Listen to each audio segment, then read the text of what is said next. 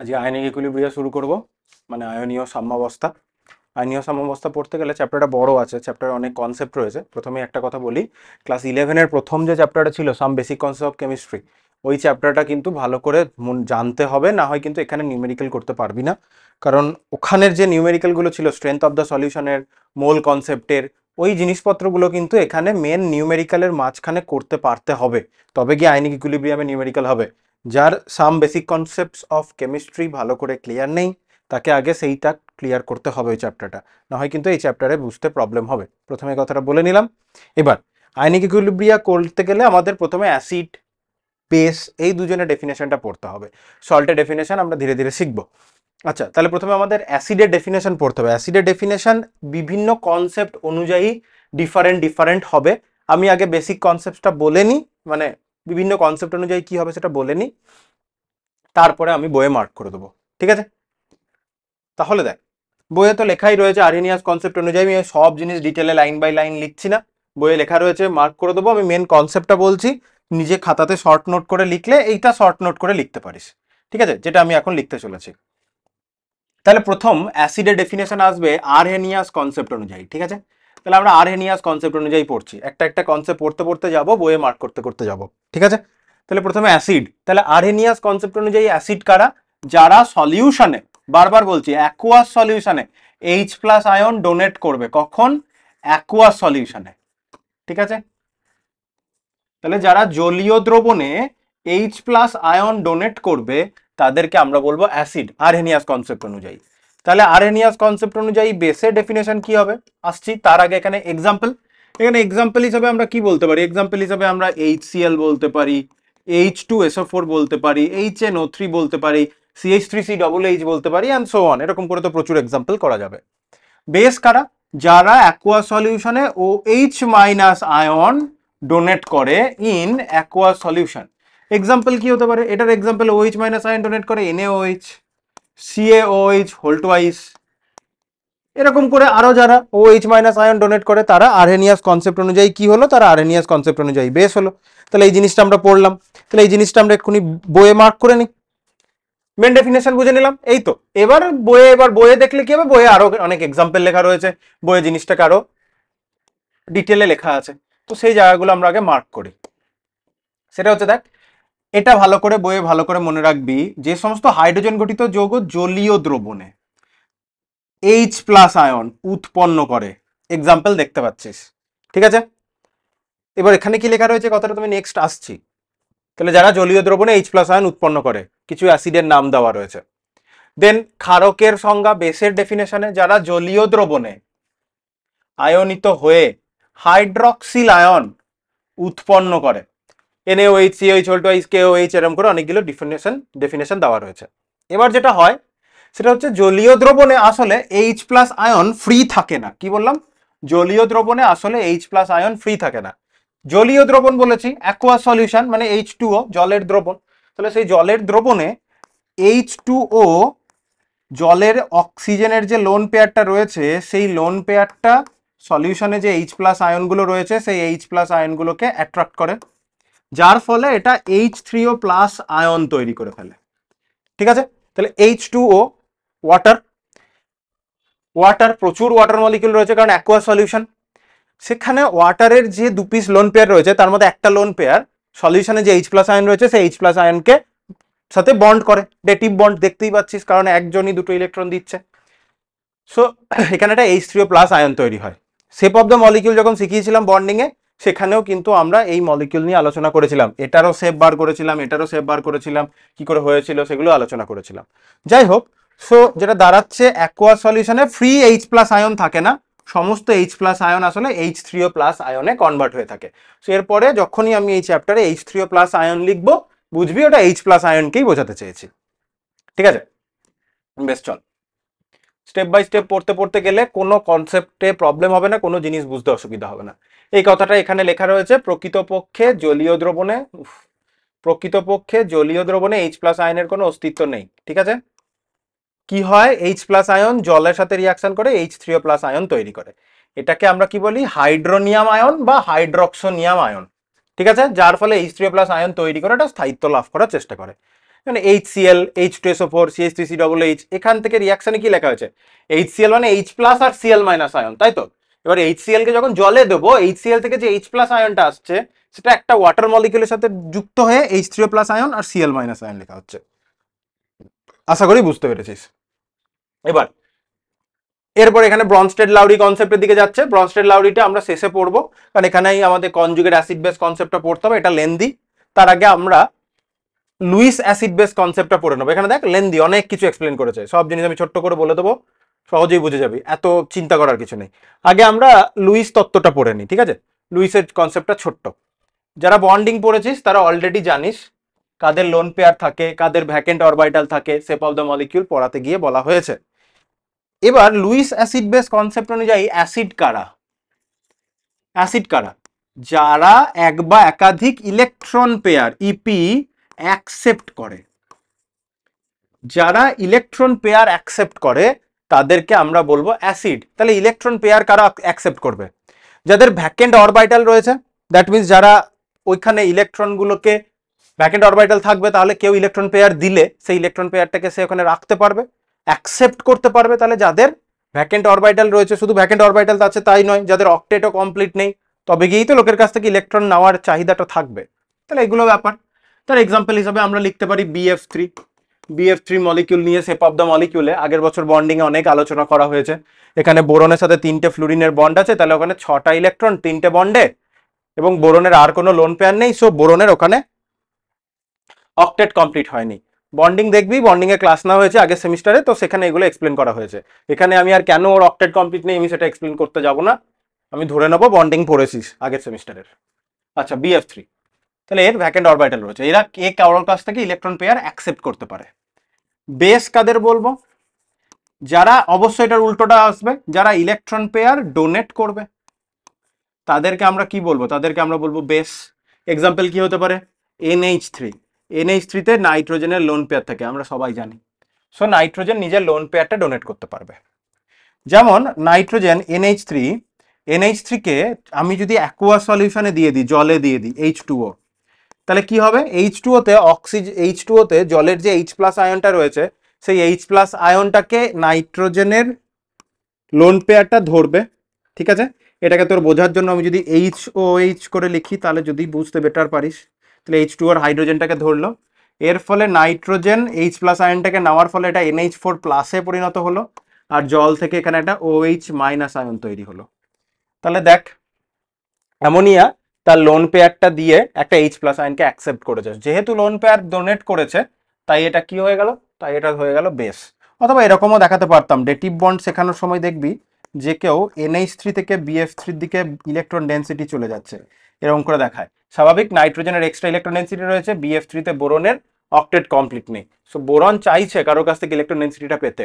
So nitrogen যদি আশেপাশে থাকে, নাইট্রোজেন বোরনের ওই ভ্যাকেন্ট পি অরবিটালে ইলেকট্রন ডেন্সিটিটা পুশ করে দেবে। সো এক্ষেত্রে নাইট্রোজেন ইলেকট্রন ডেন্সিটি দিচ্ছে, সো নাইট্রোজেন হচ্ছে লুইস বেস, আর বোরন ইলেকট্রন ডেন্সিটি অ্যাকসেপ্ট করছে, সো BF3 হচ্ছে একটা লুইস অ্যাসিড, ঠিক আছে? এছাড়া আরো অনেক এক্সাম্পল আছে, সেই এক্সাম্পলগুলো আমরা দেখে নিই, তাহলে আমাদের লুইস কনসেপ্টটা কমপ্লিট হয়ে যাবে। এরপর আমরা ব্রনস্টেড লাউরি কনসেপ্টের দিকে যাব, ঠিক আছে? এই কনসেপ্ট অনুযায়ী অ্যাসিড কারা, মেন জায়গাটা হাইলাইট করে দিই, যারা ইলেকট্রন জোড় গ্রহণ করে, রাইট? বেসের ডেফিনেশনে যাই, উদাহরণে আসছি, বেসের ডেফিনেশনে যাই। যারা ইলেকট্রন জোড় বর্জন করে, ডোনেট করে, তাই তো? এগুলো হচ্ছে মেন পয়েন্ট, এই জায়গাগুলো হাইলাইট করে নিবি, ইলেকট্রন জোড় যারা বর্জন করে। কারণ এক্সাম্পল হিসাবে কি আছে দেখ, যেটা এক্ষুনি দেখালাম, যেসব যৌগের কারা কারা পারবে, যেসব যৌগের কেন্দ্রীয় পরমাণুতে অষ্টক পূর্ণ হয়নি, BF3 AlCl3 এরা কারোর কাছ থেকে ইলেকট্রন ডেন্সিটি অ্যাকসেপ্ট করতে চাইছে, যে নাইট্রোজেন বোরনের দিকে ইলেকট্রন ডেন্সিটি দিয়েছে, তাই এটা লুইস বেস, এটা লুইস অ্যাসিড, এই এক্সাম্পলটাই দেখালাম।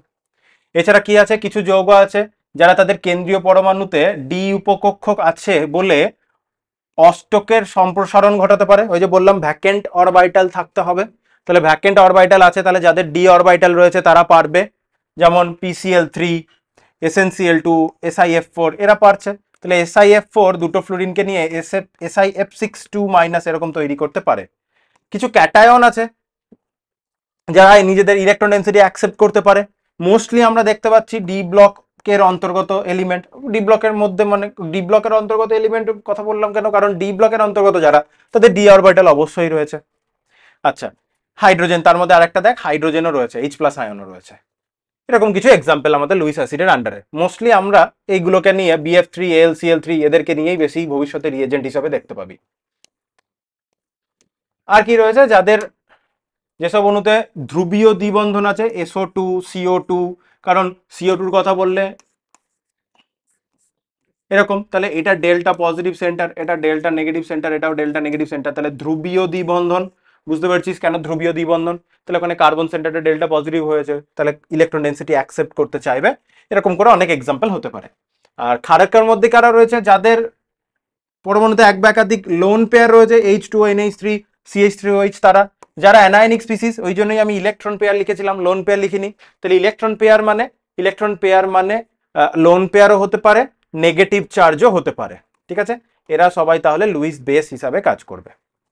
আশা করি বুঝতে পেরেছিস। আর ওই কথাই লিখেছে, লুইস তত্ত্বের সীমাবদ্ধতা, একটু সীমাবদ্ধতা মন গেলে পড়বি, নিজের জানার জন্য একটু পড়ে নিস কি সীমাবদ্ধতা। জাস্ট লাইক আরেনিয়াস কনসেপ্টে যখন বললাম, আরেনিয়াস কনসেপ্টটা বলার পরেও এখানে আরেনিয়াস কনসেপ্টের একটা সীমাবদ্ধতা লেখা থাকা উচিত। এই যে আরেনিয়াসের তড়িৎ বিয়োজনবাদের সীমাবদ্ধতা, একটু সীমাবদ্ধতাটা একটু দেখে নিস। দেন আমরা মেন টপিকে আসি। এবার আমি মেন কনসেপ্টটা বলে নিলাম, সেই কনসেপ্ট অনুযায়ী অ্যাসিড বেস বললাম দুটো। এবার আমরা ব্রনস্টেড লাউরি কনসেপ্ট অনুযায়ী দেখে নিই কিভাবে আমরা অ্যাসিড বা বেস বলতে পারবো, এবং এখান থেকে কনজুগেট অ্যাসিড বেস কনসেপ্টটা বুঝতে হবে। আমি কিছু এক্সাম্পল দিয়ে বিষয়টা বুঝিয়ে নিই, তারপরে তোর বইয়ে অনেক এক্সাম্পল রয়েছে, কোন জায়গাগুলো ইম্পর্টেন্ট, কোনগুলো ভালো করে একটু পড়তে হবে, সেগুলো আমি মার্ক করে দিচ্ছি, জাস্ট লাইক এক্ষুনি মার্ক করে দিলাম। বেশ, ব্রনস্টেড লাউরি কনসেপ্ট অনুযায়ী অ্যাসিড কারা? ব্রনস্টেড লাউরি কনসেপ্ট অনুযায়ী অ্যাসিড কারা? যারা সলিউশনে, ব্ল্যাকটা দেখা যাচ্ছে না, দেখা যাচ্ছে? হ্যাঁ দেখা যাচ্ছে। যারা সলিউশনে H প্লাস আয়ন ডোনেট করে তাদেরকে আমি অ্যাসিড বলবো। তাহলে এটা আরেনিয়াসের অ্যাসিডের যে ডেফিনেশন, সেই ডেফিনেশনের সাথে মিল খাচ্ছে, রাইট? বেস কাদেরকে বলবো? বেস হচ্ছে যারা H প্লাস আয়ন অ্যাকসেপ্ট করবে। ঠিক আছে, তাহলে যারা H প্লাস আয়ন অ্যাকসেপ্ট করবে তারা বেস, যারা H প্লাস আয়ন ডোনেট করবে তারা অ্যাসিড। তাহলে H প্লাস আয়ন যে ডোনেট করবে, এটা আরেনিয়াস কনসেপ্টের সাথে মিল খেলো, তাই তো? সেটা নিয়ে আলোচনা করবো একটু বাদে। আপাতত ডেফিনেশনটা দেখ, তারপরে কোন ডেফিনেশনের সাথে কোনটা মিল খাচ্ছে সেটাও বলবো। এবার কিছু জিনিস বুঝতে হবে কনজুগেট অ্যাসিড বেসের। ওয়াটারের কথাটা আমি যদি বলি, ওয়াটার H2O, H2O হচ্ছে একটা অ্যাম্পোটারিক সলভেন্ট। H2O অ্যাম্পোটারিক সলভেন্ট কেন?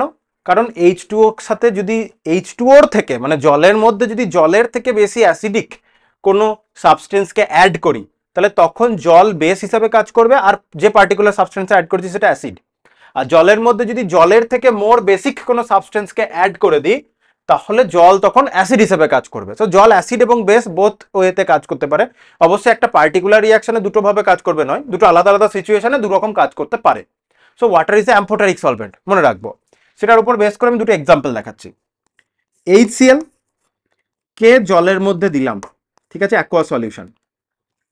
বাট ম্যাটারটা হচ্ছে HCl হচ্ছে একটা অ্যাসিড, ওয়াটারটা খুব একটা ভালো অ্যাসিড নয় আমরা জানি। তাহলে তুই যদি একটা প্রোটিক অ্যাসিডকে, যেটা অ্যাসিড, স্ট্রং অ্যাসিড, জলের মধ্যে অ্যাড করিস, তাহলে অবশ্যই তার অ্যাসিডিটিটা জলের থেকে বেশি হবে। তাহলে এই পার্টিকুলার সিচুয়েশনে জল কি আকারে কাজ করবে? বেস আকারে কাজ করবে। কিভাবে? একটু আগেই বলা হলো, জলে ওয়াটারে অক্সিজেনের যে লোন পেয়ারটা রয়েছে, সেই লোন পেয়ারটা HCl এর H প্লাস আয়নটাকে অ্যাকসেপ্ট করবে। আমি এভাবে দেখালাম। H প্লাস আয়নটাকে অ্যাকসেপ্ট করলে এটা কিসে পরিণত হবে? এটা H3O প্লাস আয়নে পরিণত হবে, আর এখান থেকে একটা Cl মাইনাস আয়ন পাবো। এবার দেখ, HCl H plus ion donate করেছে, বুঝতেই পারছিস, কারণ এটা H plus Cl minus ion আগেই লিখলাম, তাহলে এটা অ্যাসিড, আরেনিয়াস অ্যাসিড।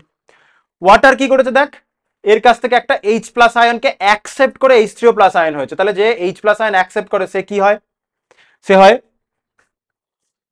Brønsted base. শুধু তাই নয়, এভাবে ভাবলে এভাবেও বেস বলতে পারবো, আরেকটা জিনিস করেও বেস বলতে পারবো। ওয়াটারে অক্সিজেনের যে লোন পেয়ারটা, সে কিন্তু ওই লোন পেয়ারটা ডোনেট করেছে, আর আমরা দেখলাম যে ইলেকট্রন পেয়ার ডোনেট করে, সে কি? সে লুইস বেস। তাহলে এখান থেকে একটা জিনিস আমি বুঝতে পারছি, যে লুইস বেস সে আরহেনিয়াস, আরে সরি, যে লুইস বেস সে ব্রনস্টেড বেসও। কেন? যে লুইস বেস সে ইলেকট্রন পেয়ার ডোনেট করে, যে লুইস বেস সে ইলেকট্রন পেয়ার ডোনেট করে, খুব ভালো কথা।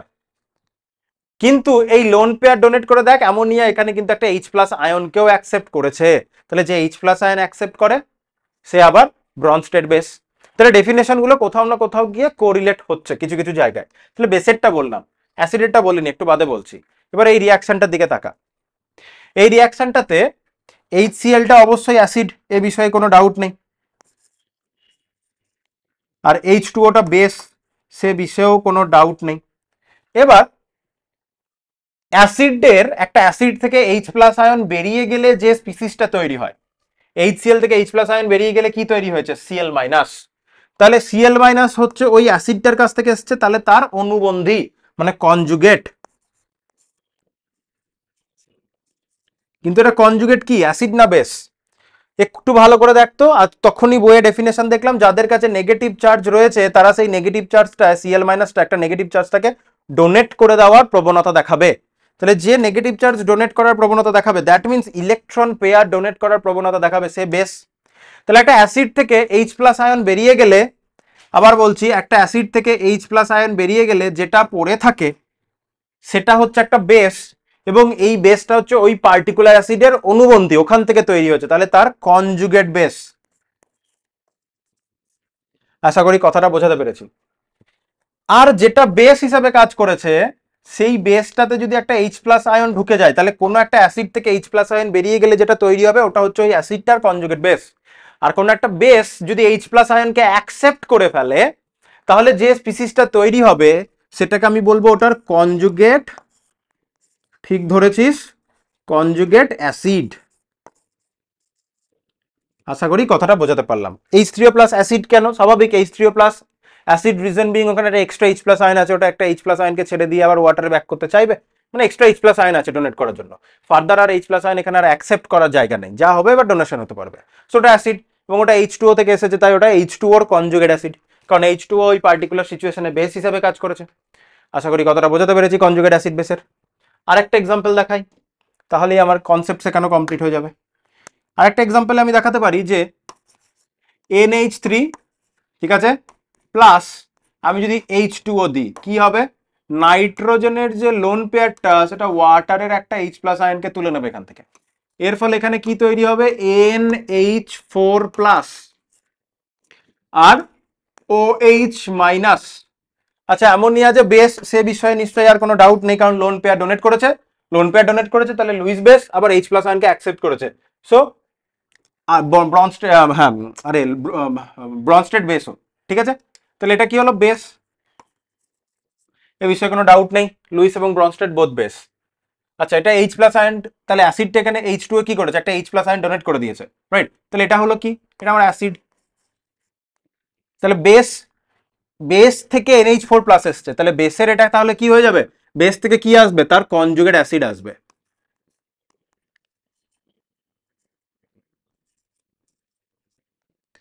আর অ্যাসিড থেকে কি আসবে? Conjugate base. এবং OH মাইনাস যে বেস সেটা খুব ভালো করেই জানিস, ঠিক আছে। আশা করি বুঝতে পেরেছিস। তাহলে দেখ, H2 ওর কনজুগেট বেস হচ্ছে OH মাইনাস, H2 ওর কনজুগেট অ্যাসিড হচ্ছে H3O প্লাস। এবার আমি যদি জোর করে বলি অ্যামোনিয়া অ্যাসিড, জোর করে যদি বলি NH3 কে আমি যদি অ্যাসিড হিসাবে ভাবি, NH3 থেকে যদি একটা H প্লাস আয়ন বেরিয়ে যায়, তাহলে এখানে কি তৈরি হবে? NH2 minus plus H plus, এটাই তৈরি হবে। তাহলে NH3 এখানে অ্যাসিড হিসাবে কাজ করেছে। কেন NH3 এখানে অ্যাসিড? কারণ NH3 একটা H প্লাস আয়ন ডোনেট করেছে। তাহলে NH2 মাইনাস এটার কি হবে? কনজুগেট বেস, আমি CB লিখলাম, ঠিক আছে। আশা করি ধরতে পারছিস। তাহলে একটা অ্যাসিড যদি H প্লাস আয়ন ছেড়ে দেয়, দিয়ে যে অ্যানায়নিক স্পিসিসটাতে পরিণত হচ্ছে, অলওয়েজ অ্যানায়নিক হবে তা নয়, মানে ঠিক আছে, লেটস সে যে H প্লাস আয়ন ছেড়ে দেওয়ার পর যে নেগেটিভ স্পিসিসটাতে পরিণত হলো সেটা হচ্ছে আমার অ্যাসিডটার কনজুগেট বেস। আর কোনো একটা বেস যদি H প্লাস আয়নকে অ্যাকসেপ্ট করে নেয়, দিয়ে যে স্পিসিসটাই পরিণত হবে H প্লাস আয়নকে অ্যাকসেপ্ট করার পর, সেটা হয়ে যাবে তার কনজুগেট অ্যাসিড। এই হচ্ছে কনজুগেট অ্যাসিড বেসের কনসেপ্ট। এবার এই বিষয়ে বলার কি আছে? এই বিষয়ে বলার মেন ইম্পর্টেন্ট ইনফরমেশনটা হচ্ছে, কোনো একটা অ্যাসিড ডের অ্যাসিডিটি যত বেশি হবে, কোনো একটা অ্যাসিডের অ্যাসিডিটি যত বেশি হবে, তার কনজুগেট বেসের বেসিসিটিটা তত কম হবে, ঠিক আছে। অ্যাসিড যত স্ট্রং হবে, অ্যাসিডের অ্যাসিডিটি যত বেশি হবে, তার কনজুগেট পার্টের বেসিসিটি তত কম হবে, আর একটা বেসের বেসিসিটি যত বেশি হবে তার কনজুগেট পার্টের অ্যাসিডিটি তত কম হবে, অ্যান্ড ভাইসি ভার্সা। বেসটা যদি স্ট্রং হয় তার কনজুগেট অ্যাসিড উইক হবে, বেসটা যদি উইক হয় তার কনজুগেট অ্যাসিডটা স্ট্রং হবে, উল্টো উল্টো সম্পর্ক চলবে। ঠিক আছে, এটা ইনফরমেশন, বাস আমার হয়ে গেল এখানে বলা। এবার আমার যেটা লাগবে সেটা হচ্ছে বইয়ে মার্ক করে দেবো, তাহলেই হয়ে গেছে কাজ। এগুলো তো ডেফিনেশন ধরে ধরে এখন লিখিয়ে টাইম নষ্ট করে কোনো লাভ নেই। তাহলে কি, যেসব পদার্থ এক বা একাধিক প্রোটন, এইচ প্লাস আয়নকে প্রোটন বলে আশা করি জানিস, কারণ এইচ প্লাসে যদি হাইড্রোজেনের কথা বলি, হাইড্রোজেনে একটা ইলেকট্রন আর একটাই প্রোটন। এইচ প্লাস আয়নে কি হয়েছে, ওই ইলেকট্রনটা বেরিয়ে গেছে হাইড্রোজেন থেকে, দিয়ে এইচ প্লাস আয়নে পরিণত হয়েছে। তো এইচ প্লাস আয়নে একটা প্রোটন ছাড়া আর কিছুই নেই, সো এইচ প্লাস আয়নকে আমরা প্রোটন বলতে পারি। ঠিক আছে, তাদেরকে আমরা অ্যাসিড বলবো। ক্ষারক কি, যারা এক বা একাধিক প্রোটন গ্রহণ করে, আর আগেরটা অ্যাসিডে কি ছিল, যারা দান করে। তো অ্যাসিড হলো প্রোটন ডোনার, ক্ষার হলো প্রোটন অ্যাকসেপ্টার। এক্সাম্পল দেখিয়ে দিয়েছে এখানে, এক্সাম্পল এই যে HCl এর এক্সাম্পলটা দেখালাম, HCl H2 এর সাথে রিঅ্যাকশন করে H3O প্লাস আর Cl মাইনাস দেবে। ঠিক আছে, বেশ।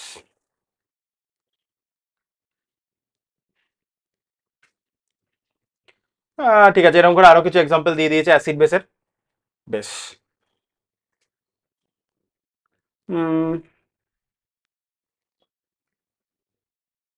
তত্ত্ব অনুসারে প্রশম পদার্থ ছাড়াও অনেক অ্যানায়নিক স্পিসিসও হতে পারে। আর ভালো কথা, এটা পড়লে দেখলেই বুঝতে পারবে কি বলতে চাইছে বলতো। বলেছে HCl তো একটা প্রশম পদার্থ, তাহলে প্রশম যে অ্যাসিড গুলো রয়েছে, HCl আকারে থাকলে প্রশম, H প্লাস Cl মাইনাস হলে ক্যাটায়ন অ্যানায়ন, ওভারঅলে প্রশম, যেমন এরা সবাই প্রশম। এরা ছাড়াও কিছু সংখ্যক ক্যাটায়ন আছে, যেমন NH4 plus, C6H5 NH3 plus, বা অ্যানায়ন আছে HSO4 মাইনাস, H2PO4 মাইনাস, এরাও যারা রয়েছে এরাও অ্যাসিড হিসেবে কাজ করতে পারে। কিভাবে, যদি আমি বলি HSO4 মাইনাস কিভাবে অ্যাসিড হিসেবে কাজ করছে, যদি এই ডেফিনেশনটা আমরা বোঝার চেষ্টা করি, এগুলো তো ছোট ছোট জিনিস। তাহলে ধর H2SO4 বললাম, H2SO4 প্রথম স্টেপে ব্রেক ডাউন করে H plus plus HSO4 minus দিয়েছে। এবার H প্লাস তো আমরা জানি দুটো H প্লাস, দুটো H2SO4 তো দুটো H প্লাস আয়ন দেয়, তাহলে এই যে HSO4 মাইনাস রয়েছে এই অ্যানায়নিক স্পিসিসটা, এটা আবার একটা H প্লাস আয়ন আর SO4 2 মাইনাস আয়ন দিতে পারে। সেজন্যই বলেছে যে এই অ্যানায়নিক স্পিসিসটা তো H প্লাস আয়ন দিল, সো এই অ্যানায়নিক স্পিসিসটা একটা অ্যাসিড, এটাই বলছে, আর কিছু বলেনি। তো বলেছে প্রশম পদার্থ মানে HCl HNO3 ছাড়াও অ্যানায়নিক বা ক্যাটায়নিক স্পিসিসরাও অ্যাসিড হিসেবে কাজ করতে পারে। সেম ওয়েতে বিভিন্ন প্রশম সিস্টেম ছাড়াও কোনো নেগেটিভ স্পিসিস যারা রয়েছে, প্রশম সিস্টেম মানে NH3 কে দেখালাম, C6H5 NH2 H2O, এদেরকে তো বেস হিসেবে দেখালাম, এটা নিউট্রাল। নিউট্রাল ছাড়াও বিভিন্ন অ্যানায়নিক স্পিসিস রয়েছে, তারাও কিন্তু বেস হিসেবে কাজ করতে পারে। যেমন CH3COO মাইনাস H2O তে দিলে কি হবে, H2 ওর কাছ থেকে H প্লাস আয়নকে অ্যাকসেপ্ট করে CH3COOH হবে আর OH মাইনাস আয়ন দেবে। তার জন্য বলেছে, এই কারণে বলেছে এটা বেস হিসাবেও কাজ করতে পারে, সো নেগেটিভ স্পিসিসও হতে পারে, এটাই বলা হয়েছে। এবার ওয়াটার হচ্ছে একটা অ্যাম্ফোটারিক পদার্থ, অলরেডি বললাম ওয়াটার একটা অ্যাম্ফোটারিক পদার্থ। কেন, এটা প্রোটন ডোনেশন এবং প্রোটন অ্যাকসেপ্টেন্স দুটোই দেখাতে পারে, সেটা রিয়াকশন টু রিয়াকশন ভ্যারি করবে। আমি ওই এক্সাম্পল গুলো দেখাতে গিয়ে বলে দিয়েছি, এগুলো কমন সেন্সের জিনিস, মানে আগের যে অ্যানায়নিক স্পিসিস হতে পারে ক্যাটায়নিক স্পিসিস হতে পারে, এটা কমন সেন্সের জিনিস। যেমন H2O কে যখন তার থেকে মোর বেসিক কোনো সাবস্টেন্সের সাথে অ্যাড করে দিয়েছি, H2O তখন অ্যাসিড হিসেবে কাজ করেছে। H2O কে যদি H2O এর থেকে মোর অ্যাসিডিক কোনো সাবস্টেন্সের সাথে অ্যাড করে দিই, H2O সেখানে বেস হিসেবে কাজ করবে, এটাই বলতে চেয়েছে। নিউট্রাল স্পিসিস মানে নিউট্রাল অ্যাসিড বা নিউট্রাল বেস, মানে নিচেরটা অ্যাসিড উপরেরটা বেস, নিউট্রাল বেস বা নিউট্রাল অ্যাসিডের সাথে রিয়াকশন করে, যেমন H2O অ্যাসিড বা বেস বোথ এতে কাজ করতে পারে, কোনো অ্যানায়নিক স্পিসিসের সাথে রিয়াকশন করেও করতে পারে। H2PO4 এর সাথে যদি OH মাইনাস দিয়ে রিয়াকশন করা হয়, তাহলে কি হয়েছে, এরকম স্পিসিস এলো। যদি H2PO4 এর সাথে এরকম করে দেওয়া হয়, তাহলে এরকম করেও হবে। তাহলে অ্যানায়নিক স্পিসিসে যদি হয় H2PO4, এটাও একটা অ্যাম্ফোটারিক সাবস্টেন্স হিসেবে কাজ করতে পারে।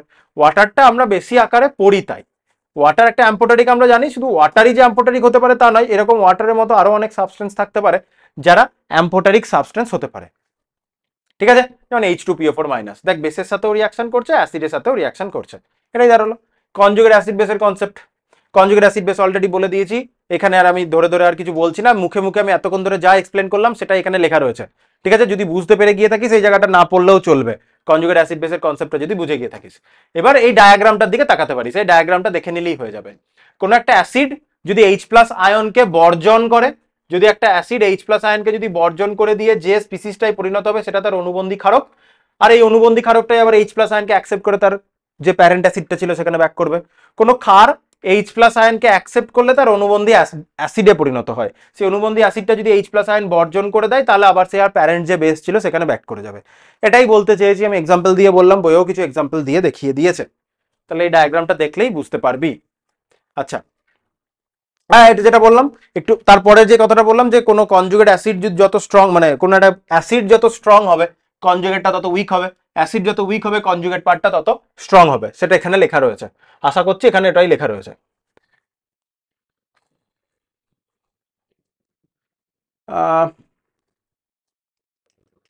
ও না, ওটা বলেনি। ওই কোনো ব্রনস্টেড অ্যাসিডের অনুবন্ধী ক্ষারকে অ্যাসিডের তুলনায় এইচ প্লাস পরমাণু সংখ্যা একটি কম হয় এবং ঋণাত্মক আধান 1 একক বেশি হয়, বা ধনাত্মক আধান 1 একক কম হয়। স্বাভাবিক না, কারণ কোনো একটা স্পিসিস সেখান থেকে যদি এইচ প্লাস আয়ন বেরিয়ে যায় তাহলে একটা পজিটিভ চার্জ বেরিয়ে যাচ্ছে, তাহলে সেখান থেকে যে কনজুগেট পার্টটা তৈরি হবে সেখানে একটা নেগেটিভ চার্জ বেশি হবে অথবা একটা পজিটিভ চার্জ কম হবে, যাই হোক না কেন নেগেটিভের দিকে ওয়ান স্টেপ এগোবে। তাহলে পজিটিভ 1 ইউনিট কমতে পারে বা নেগেটিভ 1 ইউনিট বাড়তে পারে, বোথ সিচুয়েশন কি ইন্ডিকেট করছে, নেগেটিভের দিকে 1 ইউনিট এগিয়ে গেল, ওটাই। আর কনজুগেট বেসের পার্টটাতে কি হবে, এইচ প্লাস আয়ন অ্যাকসেপ্ট করছে, পজিটিভ চার্জ অ্যাকসেপ্ট করছে, তাহলে তার যে ধনাত্মক আধান থাকবে সেটা 1 ইউনিটে বাড়বে, বা নেগেটিভ চার্জ যেটা থাকবে সেটা 1 ইউনিটে কমে যাবে, তাহলে বোথ পজিটিভের দিকে এগিয়ে আসছে, ওইটাই। তো কি আর বলি, এখানে অনুবন্ধী ক্ষারক কিছু জোর দিয়ে দিয়েছে সিএসসিসি ডবল এইচ এর সাথে। অনুবন্ধী ক্ষারক জোর আরো কিছু কিছু এক্সাম্পল এখানে দেওয়া রয়েছে, HCl এ Cl minus, HNO3 NO3 minus, H2SO4 HSO4 minus, এরকম করে আরো অনেক এক্সাম্পল দেওয়া রয়েছে ক্ষারের। ও NH3 এর NH3 দেখ, NH3 যদি অ্যাসিড হিসেবে কাজ করে তার কনজুগেট বেস কে আছে NH2 মাইনাস, তাই না? একটু আগে সেটাই দেখলাম, এটাই। NH3 যদি অ্যাসিড হয় তার কনজুগেট বেস কে NH2 মাইনাস, আর আমি যদি বলি NH2 মাইনাসটা বেস তাহলে তার কনজুগেট অ্যাসিড কে হবে, NH3 হবে, ওটাই দেওয়া আছে। যে তুই যদি NH2 মাইনাসকে বেস বলিস তাহলে তার কনজুগেট পার্ট কে হবে, এটা বারবার চেঞ্জ করে ফেলছি, এটা একটা H প্লাস আয়নকে অ্যাকসেপ্ট করেছে, তাই না? এটা থেকে এটা কি করে তৈরি হতে পারে, এটা একটা H প্লাস আয়নকে অ্যাকসেপ্ট করেছে, এটা যদি একটা H প্লাস আয়নকে অ্যাকসেপ্ট করে তাহলে NH3 তে পরিণত হবে। NH3 যদি একটা H প্লাস আয়নকে বাদ দিয়ে দেয়, ছেড়ে দেয়, তাহলে সে আবার NH2 মাইনাস হবে, তাহলে এরা কনজুগেট অ্যাসিড বেস একটা পেয়ার, এই আর কি বলার। যদি আমি বলি NH3 অ্যাসিড তাহলে তার কনজুগেটটাকে হবে NH2 মাইনাস, আর তুই যদি NH2 মাইনাসটাকে বেস বলিস তাহলে ওটা বেস হলে তার কনজুগেট অ্যাসিডটা হবে এটা, তাহলে কনজুগেট অ্যাসিড বেস পেয়ার। এরকম করে বেশ কিছু এক্সাম্পল দেওয়া রয়েছে। কি বলেছে, কোনবন্ধী অ্যাসিডের ক্ষারক এবং ব্রনস্টেড ক্ষারকের তীব্রতাটা আমরা কি করে দেখতে পাবো। কোন একটা অ্যাসিডের প্রোটন ত্যাগের, কোন একটা অ্যাসিডের প্রোটন ত্যাগের প্রবণতা যত বেশি, প্রোটন ত্যাগের প্রবণতা বেশি মানে তার অ্যাসিডিটিটা বেশি, সেটি তত বেশি তীব্র হয়। তাহলে যে যত সহজে H প্লাস আয়ন ডোনেট করবে সলিউশনে গিয়ে, যদি খুব তাড়াতাড়ি H প্লাস আয়নগুলো ডোনেট করে দিতে পারে তাহলে ভালো অ্যাসিড, স্ট্রং অ্যাসিড। যে ক্ষারক প্রোটন গ্রহণের প্রবণতা যত বেশি সেটাকে আমরা তীব্র ক্ষার বলবো, তাহলে যে যত তাড়াতাড়ি H প্লাস আয়নকে অ্যাকসেপ্ট করে নিতে পারে তাহলে তীব্র ক্ষার, এটাই তো ডেফিনেশন। ডেফিনেশন মানে অ্যাসিডিটি বা বেসিসিটি ডেফিনেশন। এবার এখানে কনজুগেট অ্যাসিড বেসের মধ্যে যদি আমরা তুলনা করি, এই পার্টটা আমাদের কমপ্লিট হয়েই আসছে, দেখ বেশি কিছু ছিল না, তাই না? দেখে মনে হচ্ছে অনেক কিছু ছিল কিন্তু খুব একটা বেশি কিছু ছিল না। এখানে বেশ কিছু এক্সাম্পল দিয়েছে, HCl H2SO4, এই পয়েন্টগুলো পড়বি, নিজের কনসেপ্ট হবে। HCl H2SO4 সম্পূর্ণরূপে আয়নিত হয়ে H3O প্লাস আয়ন দেয়, মানে তুই যদি 100টা HCl দিস 100টা HCl সলিউশনে গিয়ে H প্লাস আয়ন আর Cl মাইনাস আয়ন দিয়ে দেবে, তাহলে বা H2SO4 এর জন্য তাই হবে। তো এরা হচ্ছে তীব্র তড়িৎ বিশ্লেষ্য বা তীব্র অ্যাসিড, তাহলে এদের যে কনজুগেট পার্ট, যেমন HCl থেকে Cl মাইনাস, H2SO4 থেকে HSO4 মাইনাস, সেই কনজুগেট পার্টগুলো কি হবে, উইক হবে, তাহলে এদের কনজুগেট যে পার্ট তত মৃদু হবে, এটাই বললাম।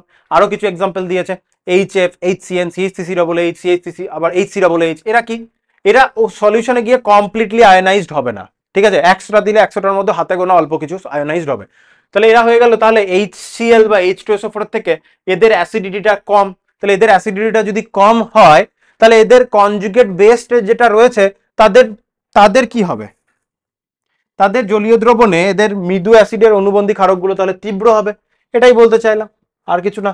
এবার কি বলেছে, জলীয় দ্রবণে যদি তীব্র ক্ষারগুলি থাকে, যেমন তীব্র ক্ষারের কিছু এক্সাম্পল দিয়েছে, তো তীব্র ক্ষার যারা, তাহলে কনজুগেট অ্যাসিডটা কি হবে, উইক হবে। আর যারা মৃদু ক্ষার, সেম ওয়েতে সহজে H প্লাস আয়ন অ্যাকসেপ্ট করতে পারছে না, যারা সহজে H প্লাস আয়ন অ্যাকসেপ্ট করতে পারছে না তাদের জন্য কি হবে, কনজুগেট পার্টটা স্ট্রং হবে, এটাই পয়েন্ট বলতে চাওয়া হলো এখানে। আর কি বলেছে এখানে, এখানে বলেছে প্রশমন বিক্রিয়া ও ব্রনস্টেডারি তত্ত্ব অনুযায়ী অ্যাসিড বেসে প্রশমন বিক্রিয়া কিছুই না, অ্যাসিড বেস প্রশমন বিক্রিয়া বা নিউট্রালাইজেশন রিঅ্যাকশন যখন পড়াবো এর পরের দিন তখন বলবো, এখন এটা স্কিপ করে গেলেও কোনো ইস্যু নেই, যখন অ্যাসিড বেস নিউট্রালাইজেশন রিয়াকশন পড়াবো এটা অটোমেটিক্যালি বুঝতে পেরে যাবে, কারণ এগুলো সবই এর পরে ইউজ করতে হবে। মাঝখান থেকে একটা টপিক এরকম করে পড়ে প্রবলেম হবে বুঝতে, ঠিক আছে? নিউট্রালাইজেশনটাকে আমরা ব্রনস্টেড-লাউরি কনসেপ্ট দিয়েও এক্সপ্লেন করতে পারবো, সেটা বলতে চেয়েছে। আগে নিউট্রালাইজেশন রিয়াকশন কি সেটা পড়বো, তারপর এগুলো বলবো। তো এটা আমরা ডেফিনেশনগুলো পড়ে ফেললাম, বইয়ে ইম্পর্টেন্ট জায়গাগুলো আমি মার্ক করে দিলাম, সেই জায়গাগুলো একটু ভালো করে পড়ে নিবি। আর বেশ মেন যেটা পড়তে হবে, যেগুলো মেন কথাবার্তা, যেগুলো ছোট ছোট নোট তুই ভাবতে পারিস, এগুলো হচ্ছে মেন ডেফিনেশনগুলো। এগুলো হচ্ছে শর্ট নোটের মতো করে, ঠিক আছে? তাহলে এইগুলো দেখলেই, শর্ট নোটগুলো দেখলেই তুই মোটামুটি বলতে পারবি কোনটা কি কনজুগেট অ্যাসিড বেসের কনসেপ্টটা, ঠিক আছে? আচ্ছা, নেক্সট দেখ, নেক্সট আমরা কি করব? নেক্সট আমরা জলের আয়নিক প্রোডাক্ট দেখবো, ঠিক আছে? জলের আয়নীয় গুণফল, আয়নিক প্রোডাক্ট অফ ওয়াটার। এবার যদি আমি একটা সিঙ্গেল H2O মলিকিউলের কথা বলি, তুই বলবি H2O মলিকিউল, জল খুব একটা ভালো তীব্র তড়িৎ বিশ্লেষণ নয়। তাহলে জল, যদি শুধু সিম্পল পিওর ওয়াটারের কথা বলি, পিওর ওয়াটার খুব অল্প পরিমাণে সেলফ আয়োনাইজড হয়ে খুব অল্প সংখ্যক H+ আয়ন আর OH- আয়ন তৈরি করে। তাহলে জল তীব্র তড়িৎ বিশ্লেষণ নয়। তীব্র তড়িৎ বিশ্লেষণ হলে most of the water molecule ভেঙে গিয়ে H+ আয়ন আর OH- আয়ন দিত, কিন্তু ওয়াটার তীব্র তড়িৎ বিশ্লেষণ নয়। তাই প্রচুর ওয়াটার মলিকিউল নিলে তার মধ্যে হাতে গোনা অল্প কিছু ওয়াটার মলিকিউল ভেঙে H+ আয়ন আর OH- আয়ন দেবে। এবার কি বললাম, সলিউশনে H+ আয়ন ফ্রি থাকে না। সলিউশনে H+ আয়ন ফ্রি থাকে না, সেটা আর একটা ওয়াটার মলিকিউলের সাথে রিয়াকশন করে কিসে পরিণত হয়ে থাকে? H3O+ আয়নে পরিণত হয়ে থাকে, এটাই বললাম। তাহলে এই টোটাল রিয়াকশনটাকে আমি এভাবে লিখতে পারি, H2O + H2O, সেখান থেকে ইকুইলিব্রিয়ামে আছে কি কি? H3O+ প্লাস OH-, তাই তো? তাহলে এটা যদি ইকুইলিব্রিয়াম হয়, তাহলে এই ইকুইলিব্রিয়াম কনস্ট্যান্ট কি হবে? এটাকে যদিও ওয়াটারের ডিসোসিয়েশন কনস্ট্যান্ট KD বলা উচিত, তাও ইকুইলিব্রিয়াম কনস্ট্যান্টই বেসিক্যালি। কি লিখবো? প্রোডাক্টের কনসেন্ট্রেশন, আগেই ক্লাসে শিখলাম আমরা, আগের দিনের ক্লাসেই শিখেছি যে আগের ক্লাসে বেসিক্যালি যে কেসি আমাদের কিভাবে লিখতে হয়, প্রোডাক্টের কনসেন্ট্রেশন, কোএফিসিয়েন্ট গুলো মাথায় 1 1 করে আছে, আর এখানে দুবার জল আছে 2H2O, তাই তো? তাহলে H2O এর কনসেন্ট্রেশন এখানে কি আসবে? স্কোয়ার হবে, বুঝতে পারলি? আচ্ছা, এবার ব্যাপারটা হচ্ছে সলিউশনে কোটি কোটি কোটি কোটি H2O মলিকিউল রয়েছে, সেই কোটি কোটি H2O মলিকিউলের মধ্যে খুব সামান্য কিছু H2O মলিকিউলের ডিসোসিয়েশন হয়েছে। তাহলে যদি কোটি কোটি মলিকিউল থাকে, যেমন সমুদ্র থেকে তুই এক বালতি জল তুলে নিলি, তো সমুদ্র থেকে এক বালতি জল নিয়ে এসে, এক সেকেন্ড দাঁড়া, মাইকটা কাজ করছে নাকি, লাগলো কিছু একটা, ঠিক আছে? তাহলে কি বলো, হ্যাঁ, সমুদ্র থেকে তুই এক বালতি জল তুললি, তো সমুদ্র থেকে এক বালতি জল তুলে নিয়ে আমি যদি বলি সমুদ্রের জল কমলো, তুই বলবি যে না, কমেনি। থিওরিটিক্যালি কমেছে, প্র্যাকটিক্যালি কি কমেছে? প্র্যাকটিক্যালি তো কমেনি, প্র্যাকটিক্যালি জলের যা পরিমাণ তাই থেকেছে। এখানেও সেরকম বলতে চাইছি যে তোর কাছে যা ওয়াটার মলিকিউল রয়েছে, যা huge amount of water molecule রয়েছে, তার মধ্যে খুব অল্প কিছু ওয়াটার মলিকিউলের ডিসোসিয়েশন হয়ে H3O+ আয়ন আর OH- আয়ন আছে। তাহলে ডিসোসিয়েশনের আগে বা পরে আমরা বলতে পারি ওয়াটার মলিকিউলের মেন কোনো কনসেন্ট্রেশনের চেঞ্জ নেই, কারণ কোটি কোটি মলিকিউলের মধ্যে যদি হাতে যখন 5টা 10টা মলিকিউল ভাঙে, আমি বোঝানোর জন্য বলছিলাম 5টা 10টা ওরকম নয়, যদি ওরকম মলিকিউল ভাঙে কোটি কোটি মলিকিউলের মধ্যে, তাহলে তুই বলবি জলের কনসেন্ট্রেশনের কোনো চেঞ্জ নেই। এখানেও সিচুয়েশনটা তাই। তাহলে ডিসোসিয়েশনের আগে বা পরে ওয়াটারের কনসেন্ট্রেশনটা চেঞ্জ নেই, তো ওয়াটারের কনসেন্ট্রেশনটা অ্যাজ এ কনস্ট্যান্ট আমরা ভাবতে পারি। এটাকে এই দিকের কনস্ট্যান্টের সাথে যদি মাল্টিপ্লাই করে দিই, তাহলে কনস্ট্যান্ট ইন্টু কনস্ট্যান্ট আমাদের কাছে একটা নতুন কনস্ট্যান্ট আসবে। তাহলে কনস্ট্যান্ট ইন্টু কনস্ট্যান্ট আমাদের কাছে যে নতুন কনস্ট্যান্ট, সেটাকে আমরা বলবো KW, ionic product of water. সেটা কি হবে? H3O+ আয়নের কনসেন্ট্রেশন ইন্টু OH- আয়নের কনসেন্ট্রেশন, ঠিক আছে? বুঝতে পারলি কথাটা? তাহলে এই যে KW মানে H3O+ আয়নের কনসেন্ট্রেশন আর OH- আয়নের কনসেন্ট্রেশন, এটা প্রথম ফর্মুলাতে আমরা শিখতে শুরু করলাম, এটা মনে রাখতে হবে। KW কে আমরা বলি ionic product of water, star. এখান থেকেই আমাদের পিএইচ স্কেল এবার শুরু হবে। মেন কথাটা বলে আমি পিএইচ স্কেলের জায়গাটা মার্ক করে দেবো, ইম্পর্টেন্ট জায়গাগুলো, ঠিক আছে? মেন কনসেপ্টটা বলে নিই। এটা কি হলো? Ionic product of water. এবার KW ভ্যালু বিভিন্ন টেম্পারেচারে বিভিন্ন রকম, কারণ ইকুইলিব্রিয়াম কনস্ট্যান্ট থেকে তো আসছে, টেম্পারেচার ডিপেন্ডেন্ট। যত বেশি টেম্পারেচার বাড়বে তত জলের ডিসোসিয়েশন বাড়বে, যত জলের ডিসোসিয়েশন বাড়বে তত H3O+ আয়ন আর OH- আয়নের কনসেন্ট্রেশন বাড়বে, তাহলে এই গুণফলটাও বাড়বে। সো টেম্পারেচার যত বাড়ানো হবে KW ভ্যালু তত বাড়তে বাড়তে যাবে। এবার 25 ডিগ্রি সেলসিয়াসে বা 298 কেলভিনে KW ভ্যালুটা 1 পয়েন্ট সামথিং ইন্টু 10⁻⁻14, ঠিক আছে? আমি তাহলে তাও 10⁻⁻14ই বলছি। 1 পয়েন্ট সামথিং মানে অলমোস্ট ইকুয়াল টু 10⁻⁻14। ইউনিট কি হবে? কনসেন্ট্রেশন মোল পার লিটার, আবার এটা কনসেন্ট্রেশন মোল পার লিটার, তাহলে এটার ইউনিট কি হবে, তাহলে কেডব্লিউ এর mole square litre to the power -2 হলো। এবার এই ভ্যালুটাকে যদি আমরা এখানে বসিয়ে দিই তাহলে 10 to the power -14 equal to, আগে এটা বসানোর আগে আরেকটা জিনিস বলে নিই, পিওর ওয়াটারের যদি কথা বলি, যে ফর পিওর ওয়াটার,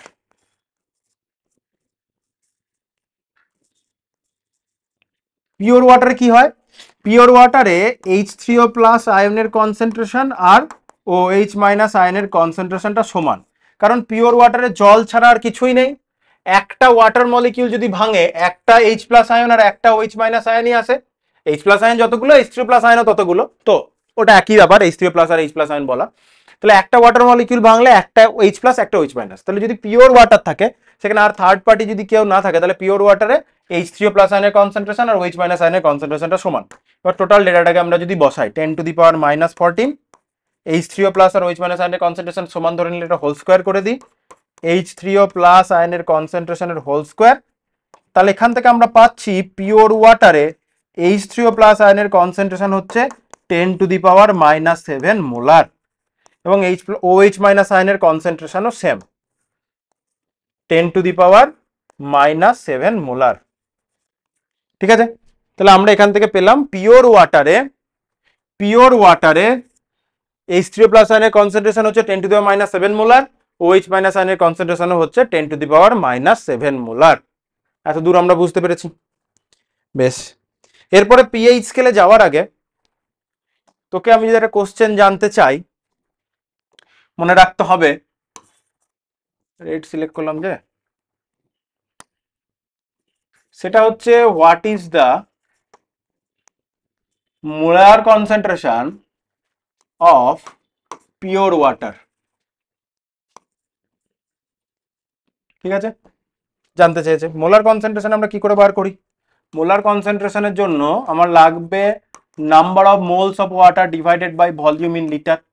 যখন আমাকে কোনো ভলিউম বলে দেয়নি তাহলে ধরে নিলাম 1 লিটার অফ ওয়াটার, তাহলে ভলিউমটা আমি বলে নিলাম 1 লিটার। ঠিক আছে, তাহলে ভলিউমটা 1 লিটার বসাবো। এবার 1 লিটার মানে দেখি, 1 লিটার মানে হচ্ছে 1000 মিলিলিটার। এবার ওয়াটারের ডেন্সিটি হচ্ছে 1 গ্রাম পার এমএল, তাহলে প্রতি এমএল এর মাস হচ্ছে 1 গ্রাম করে, তাহলে 1000 এমএল এর মাস হচ্ছে 1000 গ্রাম, রাইট। আর ওয়াটারের মোলার মাস কত, ওটা ওখানে ক্যালকুলেট, ঠিক আছে সাইডে বলি, তাহলে ওয়াটারের মোলার মাস কত, ওয়াটারের মোলার মাস হচ্ছে 18 গ্রাম পার মোল। তাহলে number of moles of water এখানে কত আছে, NH2O, তাহলে কত, বা number of moles of water given mass কত, given mass 1000 gram divided by 18, এটা ডিভাইড করলে আসবে 55.55 মোলস। তাহলে এটা যদি বসাই 55.55 মোল প্রতি লিটারে, তাহলে কত আসছে molar concentration, 55.55 molar concentration, that means 55.55 mole per litre, প্রতি লিটারে 55.55 মোল হয়ে রয়েছে। এটা এমনিও কোশ্চেন হতে পারে, অন্য বিভিন্ন জায়গাতে এই ভ্যালুটা ইউজ করতে হতে পারে, কিরকম জায়গায় ইউজ করতে হয় সেটা একটু নিউমেরিক্যাল করালে বুঝতে পারবি, তবে এটা একটু ভালো করে মনে রাখবি। ঠিক আছে, আচ্ছা, তাহলে পিওর ওয়াটারের মোলার কনসেন্ট্রেশন 55 মোল পার লিটার, আর পিওর ওয়াটারে H3O প্লাস এবং OH মাইনাস আয়নের কনসেন্ট্রেশন আমরা পেলাম 10 টু দি পাওয়ার -7 মোলার। এখান থেকে আমরা পিএইচ এর কনসেপ্টে আসি। পিএইচ এর কনসেপ্ট কি, পিএইচটা জাস্ট একটা আরবিট্রারি স্কেল, যেই স্কেলের ডেফিনেশনটা হচ্ছে pH equal to potence of H plus আয়নের হচ্ছে equal to minus log of H3O plus আয়নের কনসেন্ট্রেশন। লগে যখন কিছু লেখা থাকে না, মানে ন্যাচারাল লগারিদম, লগ বেস 10 আছে, ঠিক আছে। x মানে কি, x টু দি পাওয়ার 1, কারোর পাওয়ার 1 হলে যেমন লেখার দরকার পড়ে না, সেরকমই ন্যাচারাল লগারিদম থাকলে নিচে 10 মানে কিছু লেখা নেই, মানে লগ বেস 10 আছে। আচ্ছা, এটার ডেফিনেশন হলো। এবার পিওর ওয়াটারে H প্লাস আয়নের কনসেন্ট্রেশন কত, তাহলে পিওর ওয়াটারের পিএইচ বার করি, তাহলে পিওর কি লিখে ফেললাম, পিওর ওয়াটারের আমরা যদি পিএইচ বার করার চেষ্টা করি, কি করব, পিওর ওয়াটারের pH equal to minus log of H3O plus আয়নের কনসেন্ট্রেশন, তাহলে minus log of 10 to the power -7। Log কি করে, পাওয়ারকে মাথা থেকে নামিয়ে আসে, 10 টু দি পাওয়ার -7টা যখন বাইরে বেরিয়ে আসবে, -7 বাইরে বেরোবে, অলরেডি একটা নেগেটিভ সাইন আছে, তাহলে 7, আর এখানে কি হয়ে গেল, লগ 10 বেস 10, তাহলে লগ এর বেসও যা উপরে ভ্যালুটাও যদি একই হয় তাহলে তার ভ্যালু হয়ে যায় 1, মানে এটা হয়ে গেল শুধু 7। আশা করি জানিস, তাও আমি কিছু ফর্মুলা সাইডে লিখে দিই, ভবিষ্যতে যেন আমাকে আর বলতে না হয়, ঠিক আছে। এক্স টু দি পাওয়ার এ যদি হয় এটা হবে এ লগ এক্স, মনে থাকে যেন।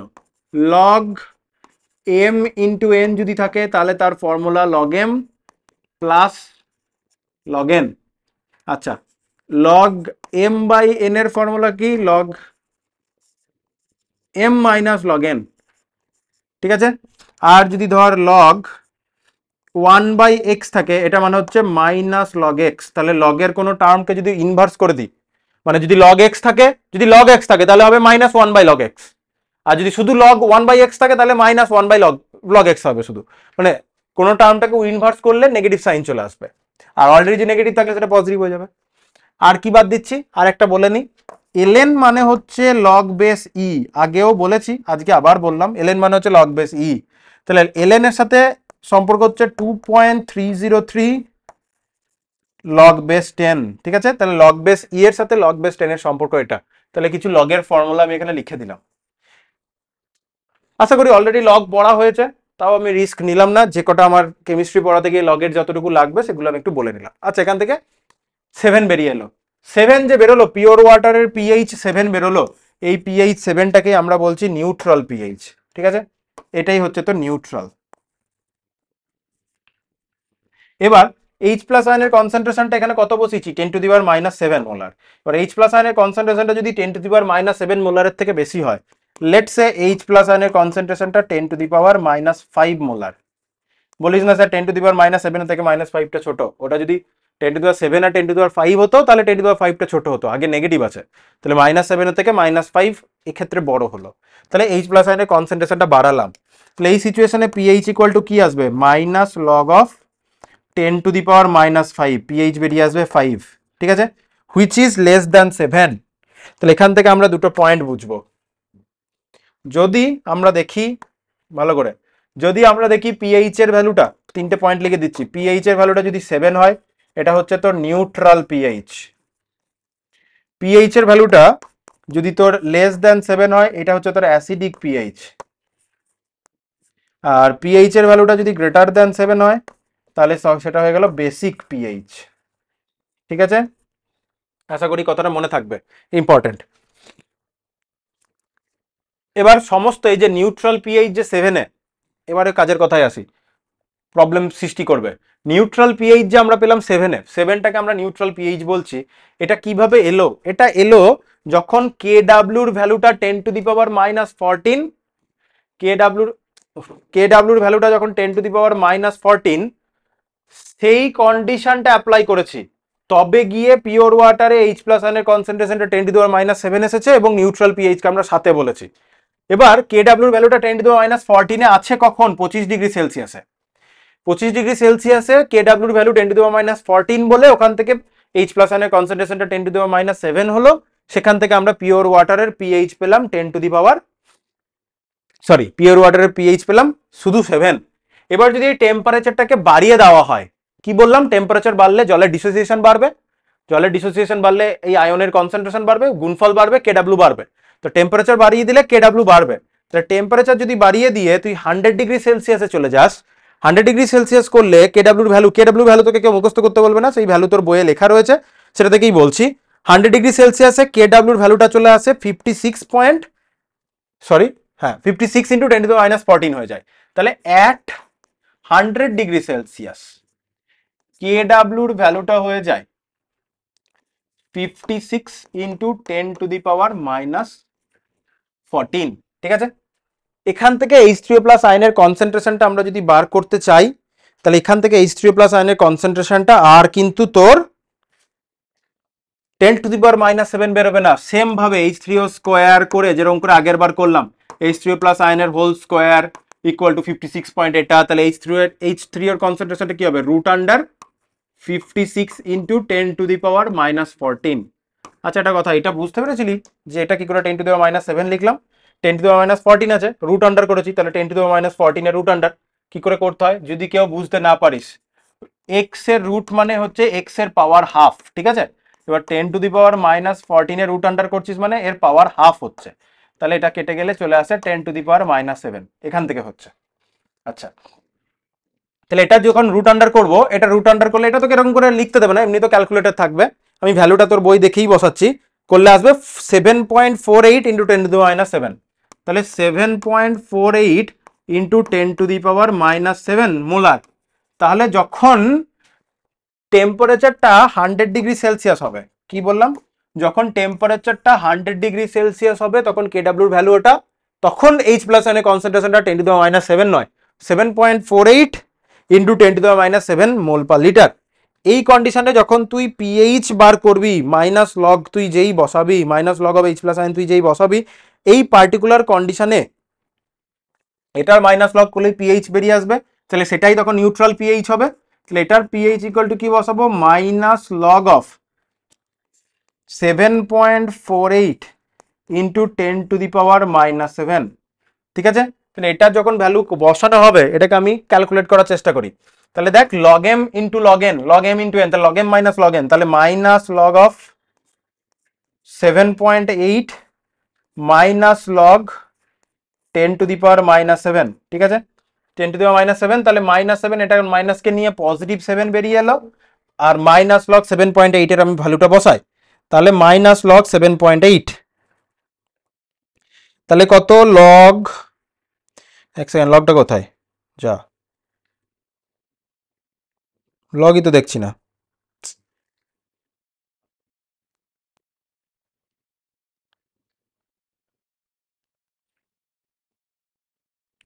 লগটা কোথায় গেল, লগ 7.8 এর ভ্যালুটা বসাতে হবে তো, ওই তো লগ 7.8, লগটাকে এলজি লিখে দিয়েছে আর আমি বুঝতে পারিনি, 7.8 কেন হলো, 7.48 ভুল লিখেছি, 7.48, 7.48 বসালে এটা আসে 0.87। ঠিক আছে, তাহলে 7 থেকে 0.87 বাদ দিলে কত হবে, 7 মাইনাস 0.87, 6.13। তাহলে একটা জিনিস ভালো করে দেখ, এইটা তখন হয়ে গেল নিউট্রাল পিএইচ, বুঝতে পারলি কথাটা, তাহলে নিউট্রাল পিএইচ তখন হয়ে গেল 6.13-তে। তাহলে যদি তোকে স্কুলের স্যার বা ভাইভাতে বা কোথাও তোকে যদি জানতে চায় পিএইচ কি অলওয়েজ 7-এ হয়, মানে সরি নিউট্রাল পিএইচ কি অলওয়েজ 7-এ হয়, তখন তোর উত্তর হবে যখন টেম্পারেচারটা 25°C, তখন কেডাব্লিউর ভ্যালুটা 10⁻⁴, সেই সিচুয়েশনে নিউট্রাল পিএইচ হচ্ছে 7-এ। কিন্তু টেম্পারেচার যদি বাড়িয়ে দেওয়া হয়, কেডাব্লিউর ভ্যালু চেঞ্জ হবে, মানে কেডাব্লিউর ভ্যালু বাড়বে, কেডাব্লিউর ভ্যালু যত বাড়বে তত নিউট্রাল পিএইচ এর ভ্যালুটা 7-এর থেকে কমতে কমতে আসবে। সো পিএইচ নিউট্রাল পয়েন্ট 7-এ, সেটা 25°C, কিন্তু টেম্পারেচার চেঞ্জ হলে নিউট্রাল পিএইচটা আর 7-এ থাকবে না, এটাই বলার। ঠিক আছে, তাহলে এই জিনিসটা মনে রাখতে হবে, হলো, তাহলে এটা হয়ে গেল। এবার আমরা পিএইচ শিখে নিয়েছি, পিএইচ এর ডেফিনেশন শিখে নিয়েছি, এবার আমরা একটু পিওএইচ এর ডেফিনেশন শিখব। পিওএইচ তাহলে কি হবে, পিওএইচ হবে minus log of OH minus আয়নের কনসেন্ট্রেশন। তাহলে minus log of OH minus আয়নের কনসেন্ট্রেশনকে আমরা কি বলবো, পিওএইচ। এবার আমরা এখান থেকে জলের কেডাব্লিউ ওই যে ছিল না, KW equal to H3O plus আয়নের concentration plus into OH minus আয়নের কনসেন্ট্রেশন, এই দুটোকে কাজে লাগিয়ে আমরা কি করব, পিএইচ আর পিওএইচ এর মধ্যে রিলেশনশিপ বার করব, বোথ সাইডে মাইনাস লগ নিলাম, তাহলে minus log KW equal to minus log H3O plus আয়নের কনসেন্ট্রেশন ইন্টু OH মাইনাস আয়নের কনসেন্ট্রেশন, হলো log M into n, already একটা মাইনাস আছে, তাহলে মাইনাস লগ H3O প্লাস আয়নের concentration, log m plus log n, already একটা minus আছে, সেটাই হয়ে গেল মাইনাস লগ OH মাইনাস আয়নের কনসেন্ট্রেশন। এবার আমি এখান থেকে পরের লাইনটা লিখে দিলে তোর কনফিউশন লাগতে পারে, তাই আমি তোর বোঝার জন্য এইভাবে লিখছি, এটাকে একটু সরিয়ে দিই, সেকেন্ড ব্র্যাকেট দিয়ে দিই, এখানে একটা প্লাস দিলাম, কেন বোঝাতে চাইলাম log m plus log n এরই ফর্মুলা, তাহলে লগ এম এটা এম এটা এন, তাহলে log m plus log n. ঠিক আছে, log m plus log n, already একটা নেগেটিভ সাইন ছিল বলে নেগেটিভ সাইনটা দিলাম। কেন নেগেটিভটা সেপারেট করে এইভাবে লিখলাম, নেগেটিভটা এরকম করে সেপারেট করে লেখার রিজনটা হচ্ছে যে মাইনাস লগ কেডাব্লিউ কে আমরা বলবো পি কেডাব্লিউ। ঠিক আছে, তাহলে মাইনাস লগ কে ডাব্লিউ কে আমরা বলতে পারি পিকে ডাব্লিউ, বেশ থাক থাক এটা পিকে ডাব্লিউ লিখি, অসুবিধা নেই। তাহলে পরের লাইনে কি হলো, minus log H three plus আয়নটা হচ্ছে পিএইচ, প্লাস মাইনাসটাকে নিয়ে ওইচ মাইনাস আয়নের কনসেন্ট্রেশনটা কি পিওএইচ, এটা লিখবো বলে এভাবে লিখেছি। এটা তো মাইনাস লগ কে ডাব্লিউ কে তো আমরা পিকে ডাব্লিউ বলতে পারি। সেম ওয়েতে মাইনাস লগ কে ডাব্লিউ মানে 10⁻⁻14, তাহলে এখান থেকে কি বেরিয়ে আসবে 14, শুধু 14। তাহলে pH plus pOH equal to 14। তাহলে তোর কাছে যদি পিএইচ এর ভ্যালু বা পিওএইচ এর ভ্যালু তুই যদি জানিস, 14 থেকে বিয়োগ করে দিলেই কি হবে, 14 থেকে বিয়োগ করে দিলেই পিএইচ এর ভ্যালু বেরিয়ে যাবে। যদি পিওএইচ এর ভ্যালু জানিস, মানে যে কোনো একটা জানিস, অপরটা 14 থেকে বিয়োগ করে দিলেই অন্য একটার ভ্যালু বেরিয়ে চলে আসবে। আশা করি এই কথাটা বুঝতে পেরেছিস, ঠিক আছে?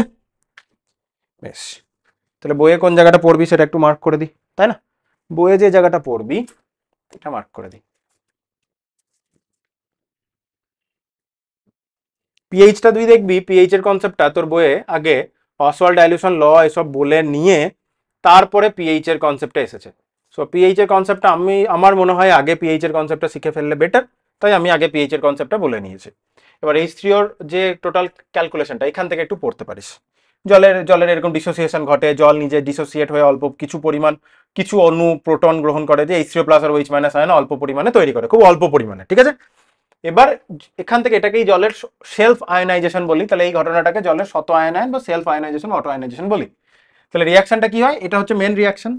সেই রিয়াকশন থেকে জলের ডিসোসিয়েশন কনস্ট্যান্ট পেলাম, যেভাবে আমরা ইকুইলিব্রিয়াম কনস্ট্যান্ট বলি। এবার এইচ থ্রি প্লাস আয়নের এইট কনসেন্ট্রেশনটা অলমোস্ট ধ্রুবক থাকে, মানে কনস্ট্যান্ট, জলের কনসেন্ট্রেশনে কোনো চেঞ্জ নেই। তাহলে এই দুটোকে মাল্টিপ্লাই করে দেওয়া হলো। এই দুটোকে মাল্টিপ্লাই করলে আমরা যেটা পেলাম, এই দুটোকে মাল্টিপ্লাই করলে আমরা যেটা পেলাম সেটাকেই আমরা বলছি কে ডাব্লিউ। তাহলে K W equal to H three plus আয়নের কনসেন্ট্রেশন ইন্টু ওইচ মাইনাস আয়নের কনসেন্ট্রেশন। কিভাবে হলো বুঝিয়ে দিয়েছি। এবার এখানে কি বলেছে যে এখান থেকে আমরা পিএইচ নিউট্রাল পিএইচ এসব আমরা পাবো। মেন কথাটা হচ্ছে এই পয়েন্টটা দেখ, 2 নম্বর পয়েন্টটা একটু ভালো করে দেখবি। হ্যাঁ, 2 নম্বর পয়েন্টটা একটু ভালো করে দেখবি। এখানে দেখিয়েছে যে অন্যান্য সাম্য ধ্রুবকের মতো কে ডাব্লিউ এর মান স্থির উষ্ণতায় নির্দিষ্ট এবং উষ্ণতার পরিবর্তনে কে ডাব্লিউর মানেরও পরিবর্তন হয়, যেটা বলছিলাম। যত উষ্ণতা বাড়াবো তত কে ডাব্লিউর মান বৃদ্ধি ঘটবে, কারণ ডিসোসিয়েশনটা বাড়বে। আমরা 25°C নিয়ে চলছিলাম এবং বলেছিলাম দেখ যত টেম্পারেচার বেড়েছে তত কে ডাব্লিউর ভ্যালু কিন্তু কন্টিনিউয়াসলি বাড়তে গেছে, এবং 100° ক্যালকুলেশনটা আমি তখন তোকে দেখাচ্ছিলাম, তাই তো?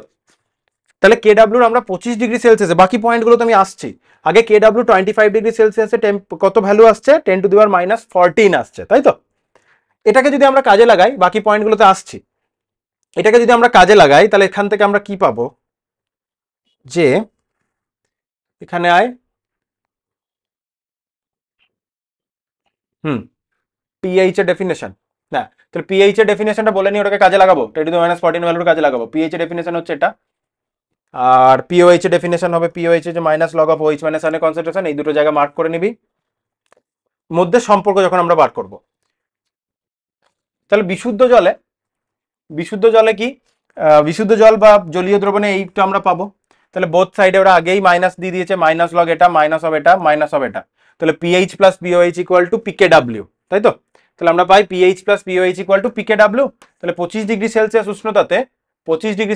উষ্ণতাতে pH plus pOH equal to 14, কারণ পিকে ডাব্লিউর ভ্যালুটা 14, কারণ কে ডাব্লিউর ভ্যালু যদি 10⁻⁻14 হয়, পিকে ডাব্লিউর ভ্যালু কত হবে, 10 শুধু 14 আসবে। এবার বিশুদ্ধ জলে যে কথাটা বলেছে, বিশুদ্ধ জল প্রশম, তাই বিশুদ্ধ জলে এই দুটোর কনসেন্ট্রেশনটা সমান।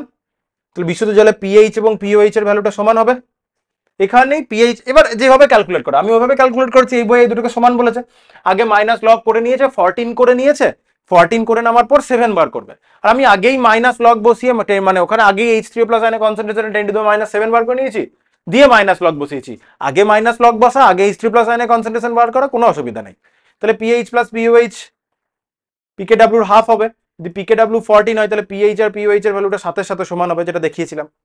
এবং 100°C উষ্ণতাতে পিকে ডাব্লিউর ভ্যালুটা 12.26 হয়, সেখান থেকে পিএইচ এবং পিওএইচ এর ভ্যালুটা আসে 6.13, এভাবে আসে। তো তাহলে এই বইয়ে আগে কি করেছে, তোদের বইটাতে আগে পিএইচ এবং পিওএইচ এর রিলেশনশিপটা বার করেছে।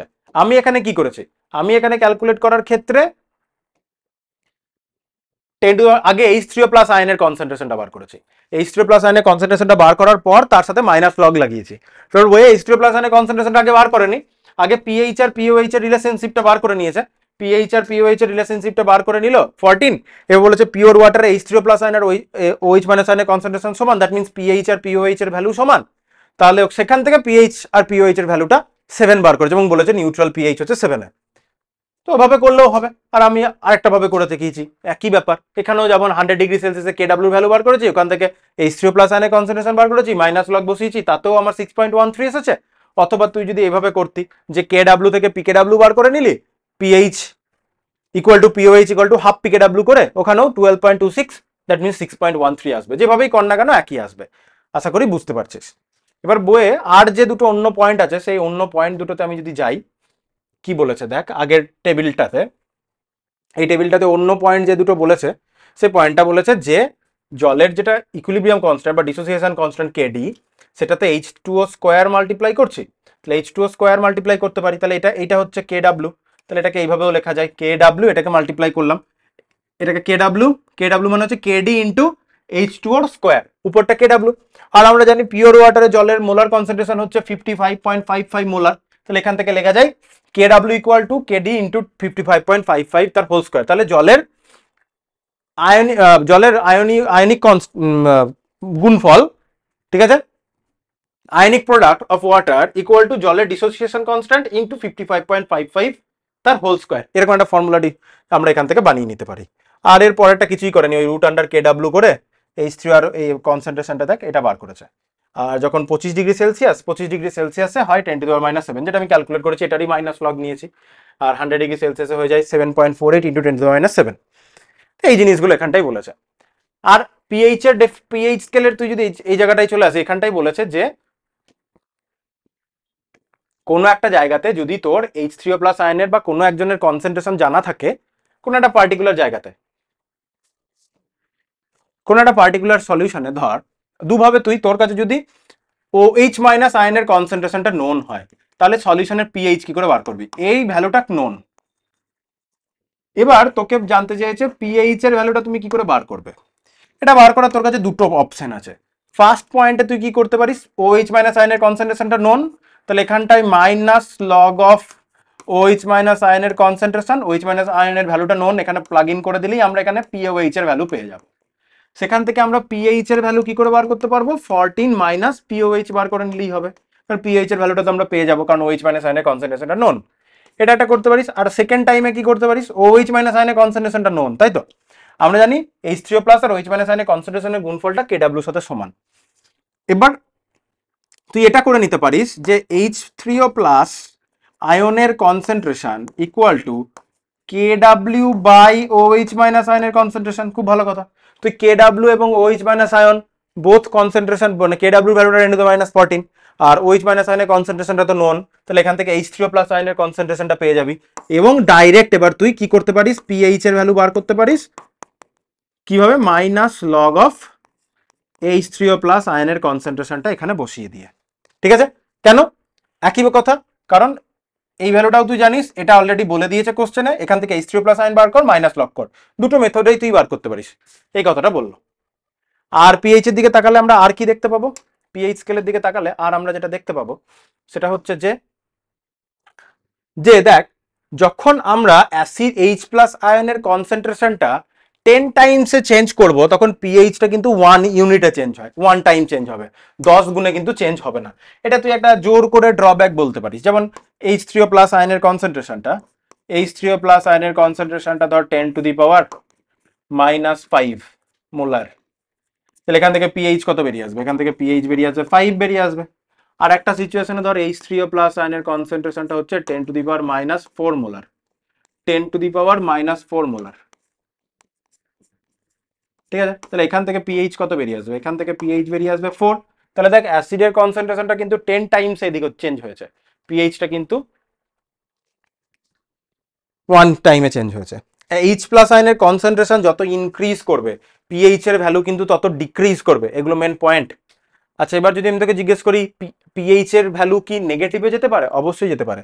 যদি H প্লাস আয়নের কনসেন্ট্রেশনটা, H3O প্লাস বা H প্লাস আয়নের কনসেন্ট্রেশনটা সাফিসিয়েন্টলি হাই হয়, যেমন ধর 10 স্কোয়ার মোলার বললাম, 10 স্কোয়ার মোলার যদি হয় তাহলে এখানে পিএইচ কত বেরিয়ে আসবে, এখানে পিএইচ বেরিয়ে আসবে minus log of 10 to the power 2, তাহলে এখান থেকে পিএইচ হয়ে যাবে কিন্তু -2। তাহলে কি পিএইচ এর ভ্যালু কিন্তু নেগেটিভও হতে পারে যদি এইচ প্লাস আয়নের কনসেন্ট্রেশনটা সাফিসিয়েন্টলি হাই হয়। ঠিক আছে, এই পয়েন্টগুলো মনে রাখতে হবে এবং এই পয়েন্টগুলোই বইয়ে বলেছে আশা করি। এই জায়গাটাতে যে জলীয় দ্রবণের H3+ আয়নের কনসেন্ট্রেশনটা 10⁻³ মোলার হলে দ্রবণের পিএইচ 3, কিন্তু দ্রবণের গাঢ়ত্ব তুই যদি কমিয়ে 10⁻5 মোলার করিস তাহলে তখন পিএইচটা বাড়বে। তাহলে H+ আয়নের কনসেন্ট্রেশনটা বাড়লে কিন্তু পিএইচ কমবে, যত কম পিএইচ তত বেশি অ্যাসিডিক। সেকেন্ড টাইমে বলেছে যে 10 গুণে এদিক ওদিক করলে পিএইচটা কিন্তু 1 একক বাড়বে বা কমবে। অ্যাসিডের কনসেন্ট্রেশনটা তুই যদি 10 এককে এদিক ওদিক করিস, যে দ্রবণের যত বেশি আম্লিক হবে তার পিএইচ কিন্তু তত কম হয়, আর যে দ্রবণ যত কম আম্লিক হয় তার পিএইচ এর মান কিন্তু তত বেশি হবে। এই পয়েন্টগুলো এখানে বলতে চেয়েছে। তারপরে তো পিকেট কেডাব্লিউ সম্পর্ক সেটা বলেছে, 25 ডিগ্রিতে এই রেঞ্জের মধ্যে কাজ করবে। কোনটা অ্যাসিডিক, 7 থেকে কম, 7 থেকে বেশি, ক্ষারীয়, প্রশ্নটা হচ্ছে 7 সাথে সমান। এই পয়েন্টগুলো তো বললাম, এগুলো তো আর কিছু বলার নেই। আর 7 সাথে সমান, নিউট্রাল, 7 থেকে কম, 7 থেকে বেশি, ওটাকে স্কেল করে দেখিয়েছে। বিভিন্ন সলিউশনের পিএইচ এখানে বলেছে, সমুদ্রের জল, সফট ড্রিঙ্ক, গ্যাস্ট্রিক জুস দেখেছিস কতটা হাইলি অ্যাসিডিক। হিউম্যান ব্লাড 7.4, ব্লাডটা আমাদের স্লাইটলি বেসিক, আমাদের হিউম্যান ব্লাড। বৃষ্টির জল acidic, urine 5 to 8, acidic to basic ওই রেঞ্জেই ভ্যারি করে। সো যাই হোক, এরকম কিছু ডেটা দিয়েছে। এরপরে যে পয়েন্টটা বলেছে, এই পয়েন্টটা মৃদু অ্যাসিডের পিএইচ নির্ণয়, এর আগে আমাদের অসওয়াল্ড ডাইলিউশন লটা শিখতে হবে, যেটা এর আগে আছে, বুঝলি তো। তোর বইয়ে পিএইচটা পরে দিয়ে পিএইচ এর কনসেপ্টটা বলে অ্যাসিডের সলিউশনের পিএইচ বার করা শিখিয়েছে, মানে মৃদু অ্যাসিডের সলিউশনের। কিন্তু সেখানে যে ডেটাগুলো ইউজ হবে সেই ডেটাগুলো এখানে আছে অসওয়াল্ড ডাইলিউশন লতে। এখানে আমাদের ডিগ্রি অফ ডিসোসিয়েশন এই সব কিছু কনসেপ্ট আছে, যেটা তার তোর বইয়ে ডেফিনেশন বলার পর যে পার্টটা স্টার্ট হচ্ছে। আমি তারপর আগে পিএইচ এর কনসেপ্টটা বলে নিয়ে এই পার্টগুলো শুরু করেছি। এটা করানোর আগে আমাকে লাস্ট যে জিনিসটা বলে নিয়ে আমাকে বাকি কথাগুলো বলতে হবে, মানে অন্য টপিক বলবো বা অন্য ক্লাসের দিকে চলে যাবো। আজকে ক্লাসে যেটা শেষ করব সেটা হচ্ছে H+ আয়নের কনসেন্ট্রেশনটা তো নয় সাফিসিয়েন্টলি হাই হলে পিএইচ এর ভ্যালু নেগেটিভ হয়ে যাবে বললাম, কিন্তু যদি H+ আয়নের কনসেন্ট্রেশনটা 10⁻⁻7 এর থেকেও কম হয় তখন কি হবে? তাহলে এটা একটা টিপিক্যাল কোশ্চেন, WBJEতেই এবছর পড়েছিল। যদি H+ আয়নের কনসেন্ট্রেশনটা 10⁻⁻7 থেকে কম হয়, ধর H+ আয়নের কনসেন্ট্রেশনটা HCl এর কনসেন্ট্রেশনটা বললাম 10⁻⁸ মোলার, তাহলে এই সলিউশনের পিএইচ কত হবে? তাহলে তুই জানিস পিএইচ মানে হচ্ছে H+ minus log of H+ আয়নের concentration. Minus log of H+ আয়নের কনসেন্ট্রেশন যদি হয়, তুই দেখছিস HCl সলিউশনে গেলে একটা H+ আর একটা Cl মাইনাস দেয়, তাহলে HCl এর যা কনসেন্ট্রেশন H+ আয়নেরও তাই কনসেন্ট্রেশন হবে। বেশ, কারণ HCl সলিউশনে কমপ্লিটলি ডিসোসিয়েট হয়। যদি এরকম হতো, যদি তোকে H2SO4 দিত, রাইট, H2SO4 দিলে তো 2H+, আর SO4 2-, তাহলে এটা যদি 10⁻⁸ মোলার হয় তাহলে H2SO4 সলিউশনে পুরোপুরি ভেঙে যাবে।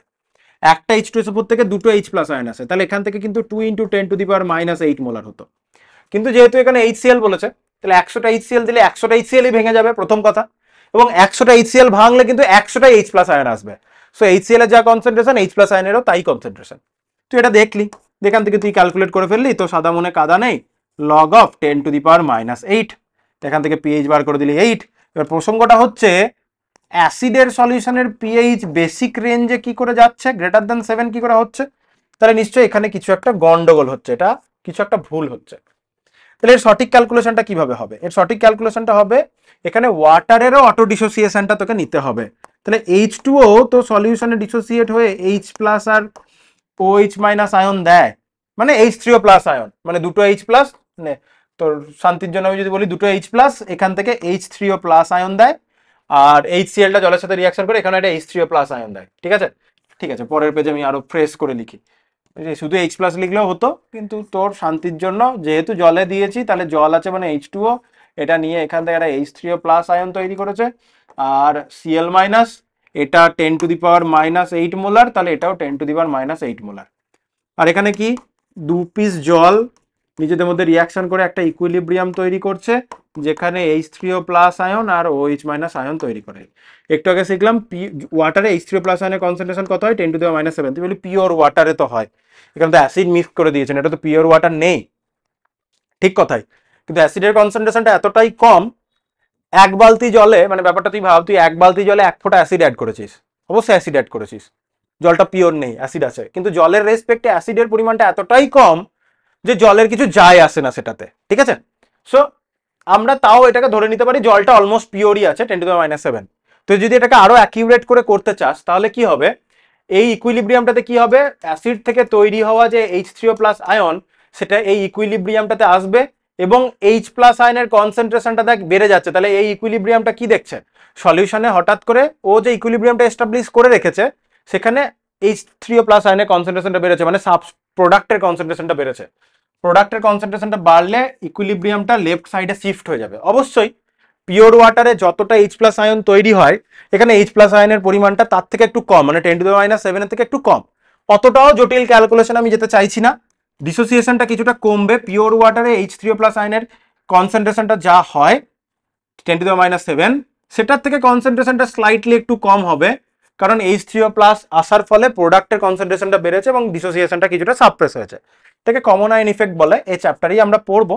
তো আপাতত বুঝতে পারলাম উপরেটা তো ইকুইলিব্রিয়াম নয়, নিচেরটা ইকুইলিব্রিয়াম। H3O প্লাস আয়নের কনসেন্ট্রেশনটা মানে জল জল নিজের মতো এই ইকুইলিব্রিয়ামটা বানিয়ে রেখেছিল, ঠিক আছে, জল নিজের মতো ইকুইলিব্রিয়ামটা বানিয়ে রেখেছিল, তাতে বাইরে থেকে একটু 10⁻⁸ মোলার H3O প্লাস আয়ন আরো এক্সট্রা অ্যাড হলো, তাহলে কি হলো, হঠাৎ করে প্রোডাক্টটা বেড়ে গেল, প্রোডাক্ট বলে ডিসোসিয়েশনটা ব্যাক সাইডে যাবে, তাহলে পিওর ওয়াটারে যতটা H প্লাস আয়ন তৈরি হয় তার থেকে কিছুটা কম H প্লাস আয়ন তৈরি হবে, মানে H3O প্লাস আয়ন তৈরি হবে। তাও আমাদের ক্যালকুলেশনের সুবিধার জন্য আমি ধরে নিলাম এত কম পরিমাণে অ্যাসিড এসেছে, এই ডিসোসিয়েশনটা যতটাই সাপ্রেস হোক না কেন খুব একটা বেশি সাপ্রেস হতে পারেনি, মানে ব্যাকওয়ার্ডে খুব একটা বেশি যেতে পারেনি, মানে H প্লাস আয়নের কনসেন্ট্রেশনটা এই 10⁻⁷ এরই কাছাকাছি আছে, ঠিক আছে, নেগলেক্ট করে নিলাম, ওটা নেগলেক্ট করলাম না, ক্যালকুলেশন একটু জটিলতা বাড়বে, সেটাও করেও ক্যালকুলেট করা যায়। তো আপাতত আমি বিষয়টা বোঝানোর জন্য এইভাবে ক্যালকুলেট করলেও হবে। সো H3O প্লাস আয়নের টোটাল ক্যালকুলেশন, টোটাল ভ্যালু কত আসছে, জল থেকে 10⁻⁷, অ্যাসিড থেকে 10⁻⁸, অ্যাসিড থেকে 10⁻⁸।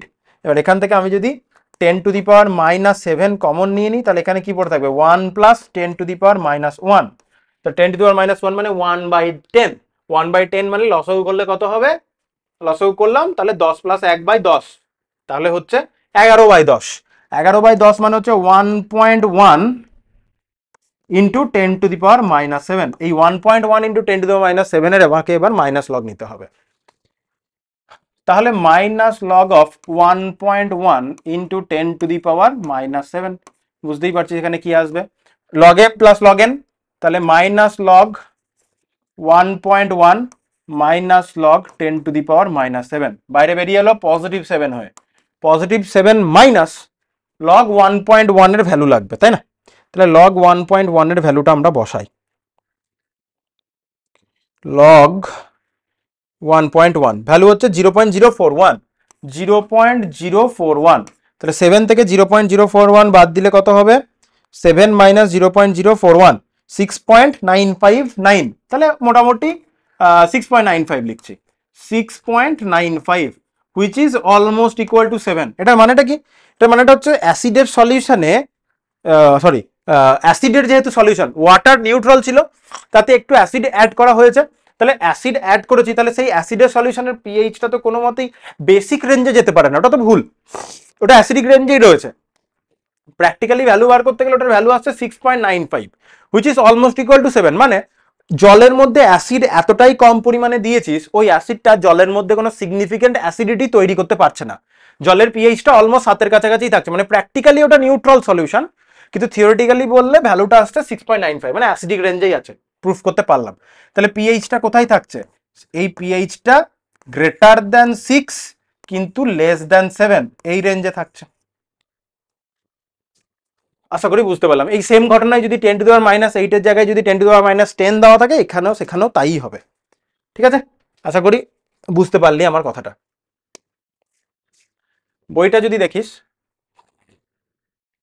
পিএইচ এ যেখানে acid base acidic solution basic সলিউশনের পিএইচ এটা ক্যালকুলেট, এটা তো আমরা ওই অসওয়াল্ড ডাইলিউশন ল শিখে করবো, এইখানটাই বলা রয়েছে যে অতি কম গাঢ়ত্ব যদি হয়, যখন গাঢ়ত্বটা 10⁻⁷ এর নিচে চলে আসবে তখন কি হবে, ঠিক আছে, তখন ক্যালকুলেশনটা এইভাবে নিতে হবে। এখানে ক্যালকুলেশন করেছে কি, ক্যালকুলেশন করেনি, কিছু এক্সপ্লেনেশন করেছে প্রবাবলি, একটু দেখে দিস, আমি এক্সপ্লেনেশনটা দেখিয়ে দিলাম, ওইভাবে ক্যালকুলেট করলেই হবে।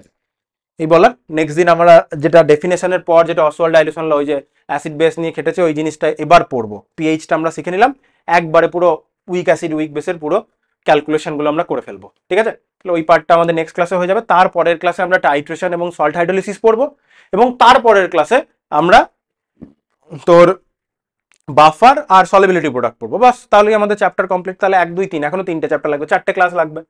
দেন আমরা কি করে নেবো, দেন আমরা কেমিক্যাল ইকুইলিব্রিয়া এবং আয়নিক ইকুইলিব্রিয়ার নিউমেরিক্যাল প্র্যাকটিস করে নেবো, দুটো ক্লাস, তারপরে প্রিভিয়াস ইয়ার। তাহলেই আমাদের এই চ্যাপ্টার কমপ্লিট হয়ে যাবে, ঠিক আছে? তাহলে নেক্সট ক্লাসে আমরা উইক অ্যাসিড এবং উইক বেসের ডিসোসিয়েশন দেখবো, ডিগ্রি অফ ডিসোসিয়েশনের কনসেপ্ট বুঝবো, ঠিক আছে?